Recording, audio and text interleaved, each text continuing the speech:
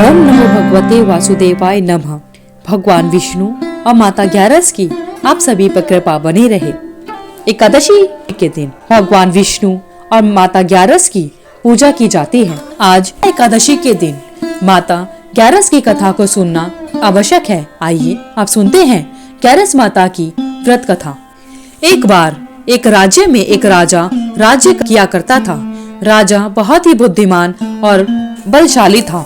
राजा सदैव अपने प्रजा का बहुत अच्छे से ध्यान रखा करता था। राजा भी अपने राज्य को बहुत पसंद करता था। राजा की 2 बेटियां थी। राजा अपनी दोनों बेटियों से बहुत प्रेम किया करता था। राजा की छोटी बेटी देखने में बहुत सुंदर आकर्षक थी। राजा की बड़ी बेटी छोटी बेटी के मुकाबले थोड़ा कम सुंदर थी। राजा की छोटी बेटी ग्यारस माता की पूजा किया करती थी और सभी लोग राजा की छोटी बेटी से बहुत प्रेम करते थे और बहुत प्रशंसा किया करते थे। राजा भी अपनी छोटी बेटी को बड़ी बेटी से अधिक प्रेम करता था, जिस कारण राजा की बड़ी बेटी को अपनी छोटी बहन से बहुत नफरत होने लगी थी। राजा की दोनों बेटियां जब बड़ी हुई तब एक पड़ोस राज्य में रहने वाले राजकुमार राजा की बड़ी बेटी के लिए रिश्ता लेकर आए। लेकिन जैसे ही उस राजकुमार की नजर राजा की छोटी बेटी पर पड़ी तो वह राजकुमार राजा की छोटी बेटी से विवाह करने के लिए कहने लगा। उस राजकुमार ने राजा की बड़ी बेटी के साथ विवाह करने से मना कर दिया और उसने राजा से कहा कि मैं आपकी छोटी बेटी से विवाह करना चाहता हूँ। जिसके बाद राजा की बड़ी बेटी यह देखकर अपनी छोटी बहन से बहुत क्रोधित हुई। राजा की बड़ी बेटी ने अपनी छोटी बहन को अपना सबसे बड़ा दुश्मन मान लिया। राजा की बड़ी बेटी ने अपनी छोटी बहन से बदला लेने का निर्णय किया, जिसके लिए उसने अपनी छोटी बहन जान से मारने का सोचा। राजा की बड़ी बेटी ने अपनी छोटी बहन को मारने के लिए सबसे पहले एक लड्डू में जहर मिलाकर अपनी छोटी बहन को दे दिया और उसको लड्डू खाने के लिए कहा। लेकिन लड्डू खाने के बाद भी छोटी बहन को कुछ नहीं हुआ। बड़ी बहन यह देखकर बहुत आश्चर्यचकित रह गई, लेकिन बड़ी बहन ने हार नहीं मानी और उसने जब रात में छोटी बहन अपने कमरे में सो रही थी तब एक मटके में सांप रखकर उसे कमरे में छोड़ दिया। लेकिन सांप भी छोटी बहन का कुछ नहीं कर पाया। जिसके बाद बड़ी बहन ने अपनी छोटी बहन से कहा कि चलो हम लोग कुएं में से पानी भरकर लाते हैं, जिसके लिए वह अपनी छोटी बहन को पानी भरने के बहाने कुएं के पास ले गई और उसने अपनी छोटी बहन को कुएं में धक्का दे दिया। लेकिन छोटी बहन को तब भी कुछ नहीं हुआ, क्योंकि हर बार ग्यारस माता उसकी रक्षा कर लेती थी और उधर बड़ी बहन अपने सारे प्रयासों के बाद असफल हो रही थी, जिससे वह बहुत क्रोधित होती जा रही थी। फिर उसने अपनी छोटी बहन के पास जाकर उससे खुद ही पूछा कि मेरी छोटी बहन, तुमको पता है भगवान ने सबकी मृत्यु एक निश्चित समय पर लिखी हुई है और कैसे तुम्हारी मृत्यु होगी, क्या यह तुम जानती हो? तब छोटी बहन ने अपनी बड़ी बहन को बताया कि हाँ, मैं तो जानती हूँ मेरी मृत्यु कैसे होगी। छोटी बहन से यह सुनकर बड़ी बहन मन ही मन बहुत प्रसन्न होने लगी और उसने अपनी छोटी बहन से कहा, तो तुम मुझे अपनी मृत्यु का राज बताओ। छोटी बहन ने अपनी बड़ी बहन से कहा कि मेरी मृत्यु तो एक तोते में है, जिस तोते के गले में एक हार है उससे मेरी मृत्यु होगी। जब तक कोई भी व्यक्ति तोते को मारकर यह हार अपने गले में पहनेगा तो मैं मूर्छित हो जाऊंगी और जैसे ही उस हार को अपने गले से उतारेगा तो मैं वापस से जीवित हो जाऊंगी। अपनी छोटी बहन की मृत्यु का राज जानकर बड़ी बहन बहुत खुश हुई और उसने अपनी छोटी बहन को मारने के लिए उसके पालतू तोते को ढूंढना शुरू कर दिया और छोटी बहन को इस बात का आभास हो गया था कि कोई उसकी जान लेना चाहता है, जिसके लिए वह अपने पिताजी के पास गई और उसने अपने पिताजी से कहा कि पिताजी, मेरी मृत्यु के बाद आप मुझे जलाइएगा मत, बल्कि आप मुझे अपनी पुरानी हवेली में एक पलंग में लिटाकर छोड़ दीजिएगा। अपनी छोटी लड़की की यह बात सुनकर राजा बहुत आश्चर्यचकित हो गए। राजा ने अपनी छोटी बेटी से पूछा, बेटी तुम यह क्या कह रही हो? तब राजा की छोटी बेटी ने बताया, पिताजी, समय किसी के लिए नहीं रुका, कब क्या हो जाए किसी को कुछ नहीं पता।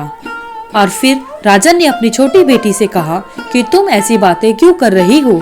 2-3 दिन में तो तुम्हारा विवाह है, लेकिन छोटी बेटी अपने पिताजी को ऐसा करने पर मजबूर कर दिया और उनसे वचन ले लिया। राजा ने भी अपनी छोटी बेटी की बात स्वीकार कर ली और 2-3 दिनों के बाद जब शादी का समय आया तब राजकुमार बारात लेकर राजा के घर आया और राजा की छोटी बेटी का विवाह शुरू हो गया। जैसे ही राजा की छोटी बेटी राजकुमार के साथ फेरे लेना शुरू होती है तो उसकी बड़ी बहन अपनी छोटी बहन के कमरे में जाकर उसके तोते को पकड़ लेती है और उसको जान से मार देती है। तोते के गले में जो हार था उसको अपने गले में धारण कर लेती है। जैसे ही बड़ी बहन उस हार को अपने गले में धारण करती है तो उधर छोटी बहन 3.5 ही फेरे ले पाती है और वहीं पर बेहोश होकर गिर जाती है। जिसके बाद राजा ने बड़े हकीमों को बुलाया और अपनी छोटी बेटी का इलाज करने के लिए कहा। राजा की बात सुनकर वैद्य ने छोटी बेटी को जब देखा तो राजा को बताया कि आपकी छोटी बेटी ना तो जीवित है और ना ही मरी हुई है। यह तो मैं पहली बार देख रहा हूँ। राजा ने वैद्य और हकीम को यह बात बाहर बताने से मना कर दिया और उनको कहा कि अगर तुमने यह बात किसी को बाहर बताई तो हम तुम्हें फांसी दे देंगे। राजा ने अपनी छोटी बेटी को पुराने महल में जाकर एक पलंग पर लेटा दिया और वहाँ पर कुछ सैनिकों को तैनात कर दिया। वापस अपने महल पर आ गया।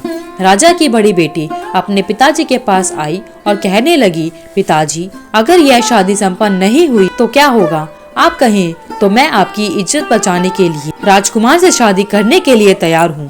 जिसके बाद राजा ने अपनी बड़ी बेटी की बात मान ली और राजा ने बड़ी बेटी को उसकी छोटी बेटी के कपड़े पहनाकर मंडप पर भेज दिया। लेकिन राजकुमार यह जान गया कि राजा की छोटी बेटी नहीं है, यह राजा की बड़ी बेटी है। लेकिन जब राजकुमार ने शादी करने से मना किया तो सभी लोगों ने राजकुमार को विवश करके राजा की बड़ी बेटी से बचे हुए फेरों को संपन्न करा दिया। जिसके बाद राजकुमार राजा की बड़ी बेटी को अपने महल ले गया। राजकुमार राजा की बड़ी बेटी से ना तो बात करता था और ना ही उसको पसंद किया करता था और ना ही उसके आसपास भटकता था। और राजकुमार ने यह फैसला लिया कि वह राजा की छोटी बेटी को ढूंढ कर रहेगा और यह जानकर रहेगा कि उसके साथ क्या हुआ है। एक दिन राजकुमार अपने घोड़े पर सवार होकर राजा के पुराने महल के पास पहुंच गया, जहां पर उसने सैनिकों को देखा। महल के पास पहुंचकर राजकुमार ने जब महल को ध्यान से देखा तो वह समझ गया कि यह तो हमारे ससुर जी का महल है। राजकुमार ने सैनिकों से पूछा, तुम लोग यहाँ क्या कर रहे हो? इस महल के अंदर उस पलंग में कौन लेटा है? जिसके बाद सैनिकों ने बताया कि यहाँ पर राजा की छोटी बेटी है। यह सुनकर राजकुमार बहुत प्रसन्न हो गया और वह तुरंत उस लड़की के पास पहुँच गया और उसकी सेवा करने लगा। जैसे ही रात हुई तो राजा की छोटी बेटी उठकर खड़ी हो गई। राजकुमार यह देखकर बहुत खुश हो गया और उसने अपनी प्रेमिका से पूछा कि तुम यहाँ क्या कर रही हो? तुम मेरे साथ मेरे घर चलो। राजा की छोटी बेटी ने राजकुमार को सारी बातें बता दी कि मेरी जान एक तोते में बसी थी और मैंने यह बात सिर्फ अपनी बड़ी बहन को बताई थी और मुझे पता है कि उसने ही मुझे मारने का प्रयास किया है। उसके पास एक हार है जिसको वह सुबह पहन लेती है और रात को उतार देती है।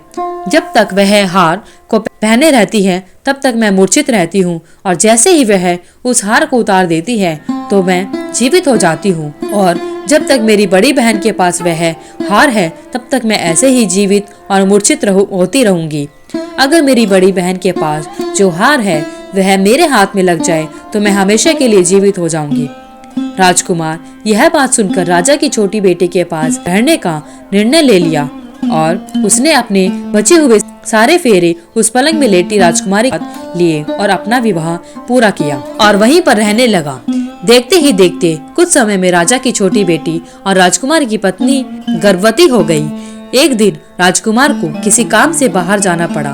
तब छोटी बहन के पेट में बहुत तेज दर्द होने लगा, जिसके बाद उसने ग्यारस माता का आह्वान किया। जिसके बाद वहां पर ग्यारस माता प्रकट हुई और उन्होंने अपनी भक्त के दर्द को दूर किया। इसके बाद उसे एक पुत्र की प्राप्ति हुई और वहीं पर अचानक से राजकुमार भी आ गया। राजकुमार ने ग्यारस माता को देखा तो वह आश्चर्यचकित हो गया और उसने तुरंत माता को प्रणाम किया और ग्यारस माता ने राजकुमार से कहा कि जब तुम्हारा पुत्र 5 वर्ष का हो जाए तो तुम अपनी पत्नी का हार आकर इसके गले में डाल देना। और देखते ही देखते राजकुमार और राजा की छोटी बेटी का पुत्र 5 वर्ष का हो जाता है। अब राजकुमार अपने बेटे से कहता है कि बेटा, मैं कुछ काम से बाहर जा रहा हूँ, तुम अपनी माता का ध्यान रखना।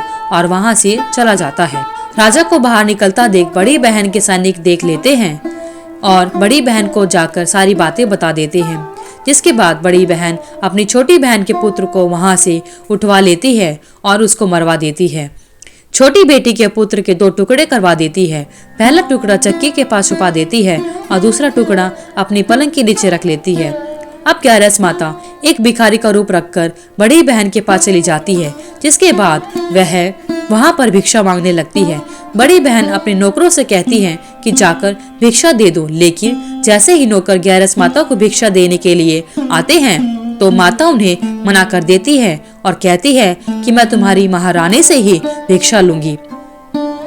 जिसके बाद बड़ी बहन स्वयं ही भिक्षा देने के लिए माता के पास आती है। तब माता एक बिल्ली का रूप लेकर उसके कमरे में चली जाती है और वहाँ पर छोटी बेटी के पुत्र के 2 टुकड़ों को आपस में जोड़ देती है और उसे जीवित कर देती है और उसे वहाँ से ले जाती है। राजकुमार अपने बेटे को लेकर अपनी पत्नी के पास जाता है और उसे कहता है कि तुम इसका ध्यान रखना। अगर तुम इस बच्चे का अच्छे से ध्यान रखोगी तो मैं तुमसे बात करूँगा।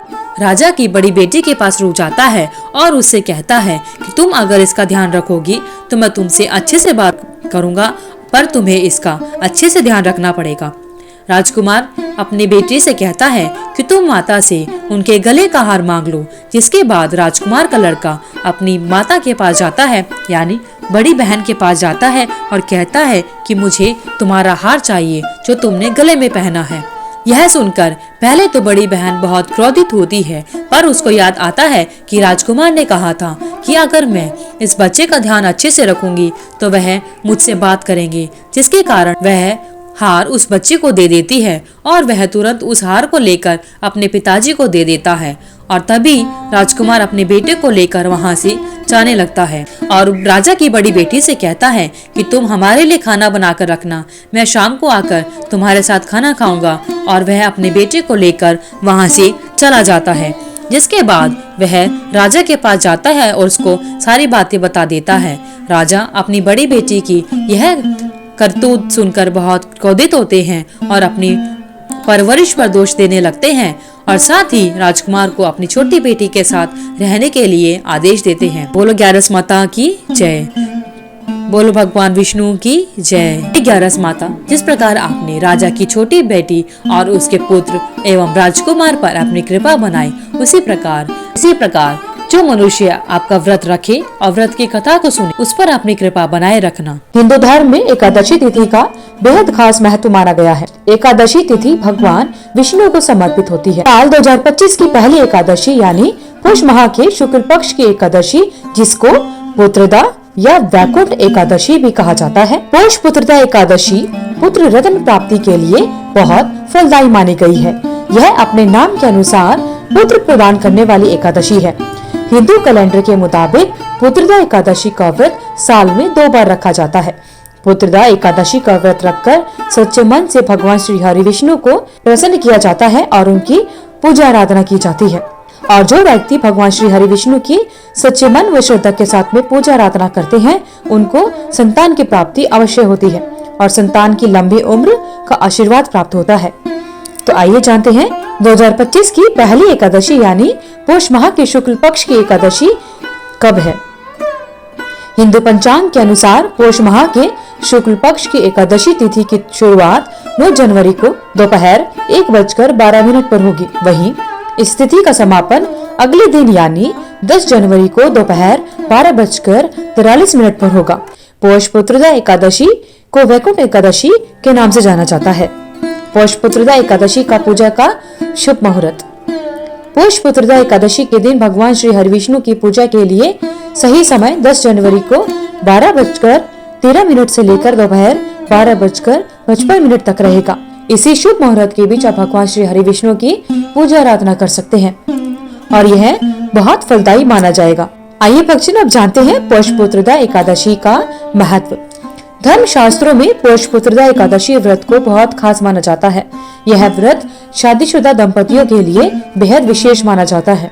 जिन दंपतियों को पुत्र की कामना होती है, उन लोगों को पौष पुत्रदा एकादशी का व्रत करने से पुत्र की प्राप्ति होती है। साथ ही संतान की तरक्की और लंबी उम्र की कामना के लिए भी यह व्रत बहुत ही लाभकारी सिद्ध होता है।